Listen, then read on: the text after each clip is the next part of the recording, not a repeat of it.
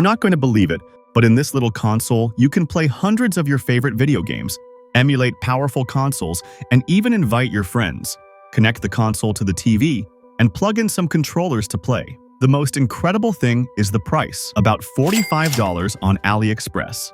The console is an Anbernic RG35XXPro, an entry-level emulation console. Let's say it's one of the most basic ones, but it's extremely powerful. And as a video game enthusiast, I'm genuinely in love with it. Come with me to watch the full video where I tell you everything. Let's start with the unboxing. In this white box, you get your Anbernic. It's a very simple box. We open it and here you'll find the console. Underneath, there's a manual and a USB-C cable, and that's it. Here we have the console. In my case, it's transparent green, but you can also get it in white or black. The console overall feels of very good quality, and the buttons are membrane type. As you can see, in the front you have a D-pad, 2 sticks, start, select, the 4 main buttons, and an extra button that opens the menu while you're playing. The buttons feel nice to the touch, and the sticks, even though they're small, move well and even have the click. On the back, we have R1, R2, L1, and L2, which are mouse click type. On the left side, we have a micro SD slot. Mine came with a 64GB card. A little higher up are the volume buttons. On the top, there's a headphone jack, HDMI out in case you want to connect it to a TV, a USB-C port, and a small LED that shows if it's on. On the right side, we have the power button and also a reset button. Something really interesting is that there's a second micro SD slot where you can add another card to store more games. In fact, you can buy this console with dual micro SD, more storage, and obviously more games, but personally, I don't recommend it since the price goes up too much. Lastly, on the bottom, there's the only speaker with decent volume and quality. Its screen is a 3.5-inch IPS display with a resolution of 640x480. It's a very good quality screen, and while the resolution isn't HD, most of the games you'll play here aren't HD either. For the screen size, the resolution is more than perfect. I've tested it myself and it looks great, no problem at all. The only thing is, if you're an older person with poor eyesight, the small screen will give you trouble. But if you're young with good vision, no problem at all. The console's dimensions are very similar to a phone, almost the same thickness and size. The weight is also similar, 200 grams, so you can keep it in your pants pocket like a phone with no problem. Something I personally didn't find very comfortable is the grip. Since I have very long fingers, really long, I couldn't hold the console comfortably because the buttons are too close together. Still, you get used to it and can play. When you turn it on, it comes with a Linux operating system, and in one of the menus, you'll find all the emulators. As you can see, there are a lot, even some I didn't know about. You enter any of these emulators and you'll find the list of games. Interestingly, the emulators you see here aren't all it has. If you check the ROMs folder, you'll find other folders for different emulators. And when you add your games there, a new emulator automatically appears on the menu. As I mentioned, mine is the 64GB version, the most affordable one. It has more games from older consoles and fewer from newer ones.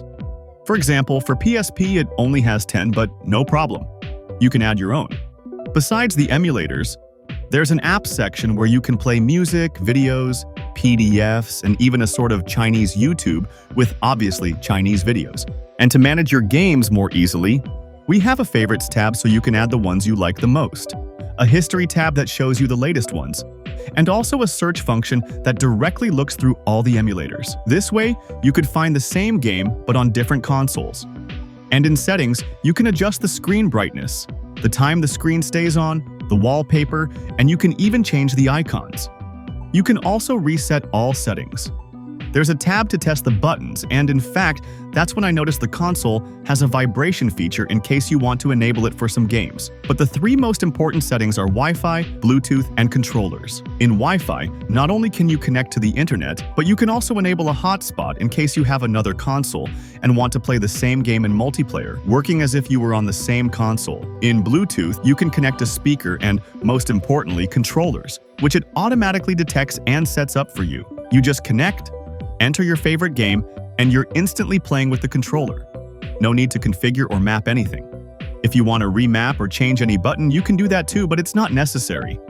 Another thing you can also do is play multiplayer, with one person using the controller and the other using the console itself. You can even connect 3 or up to 4 controllers for 4-player gameplay, if the game allows it. What I couldn't manage to do, and I don't know why, is have player 1 use one controller and player 2 use another. For some reason, even with 2 controllers connected, player 1 always had to play on the console. This multiple controller feature is very interesting because, as I said, you can also connect it to the TV, letting you enjoy multiplayer with friends.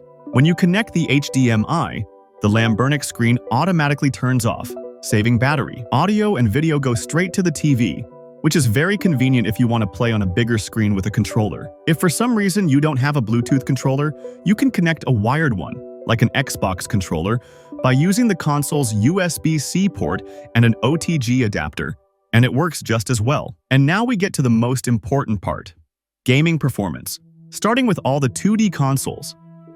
Here you can enjoy absolutely the entire catalog of any 2D console. Everything runs perfectly without lag.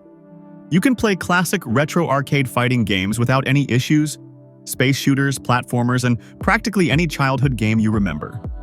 Something curious is that, for example, when playing Game Boy, you might remember that console had a greenish display, but here you can change the color palette for a more interesting look. Game Boy Color also plays perfectly.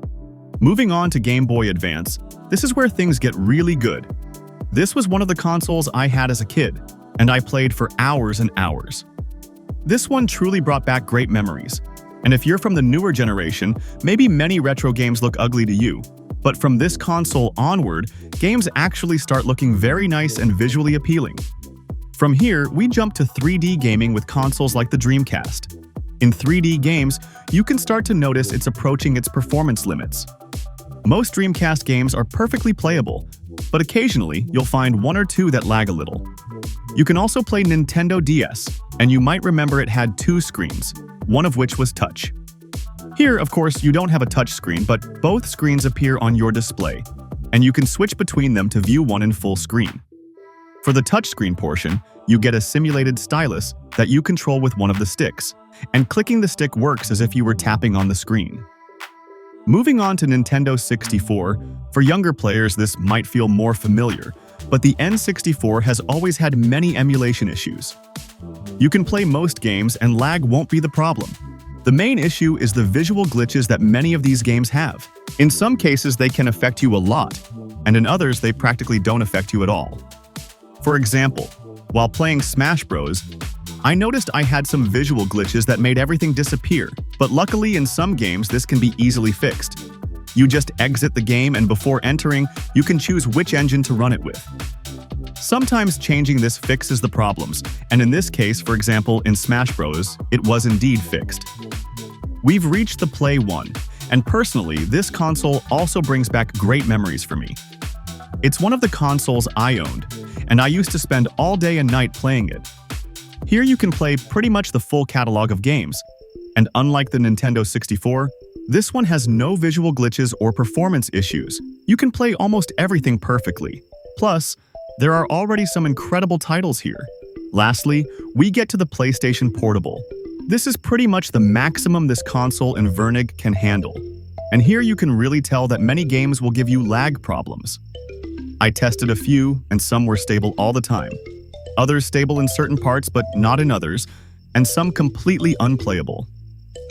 For example, I tried Toy Story and it ran without any issues, stable most of the time. I also tried Rock Band, and while you could play the first levels, as the difficulty increased and more notes appeared, the lag became noticeable, a type of lag that basically makes this kind of game unplayable. Vice City, for example, worked fine most of the time, but in certain moments when there were lots of vehicles in the streets, the lag became very noticeable. One I definitely couldn't play was Jackass. It didn't seem like such a heavy game, but as soon as it started it became super laggy and unplayable.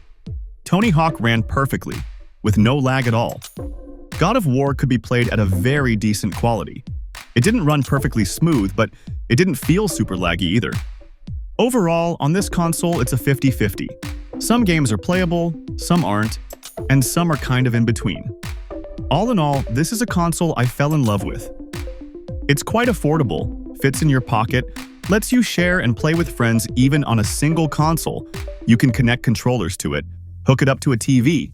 The battery lasts around 6 hours of continuous play, and it charges relatively quickly. Definitely a console I really liked and recommend 100%, but as I always say, the final word is yours. Well, friends, that's it for now. See you next time. Over and out.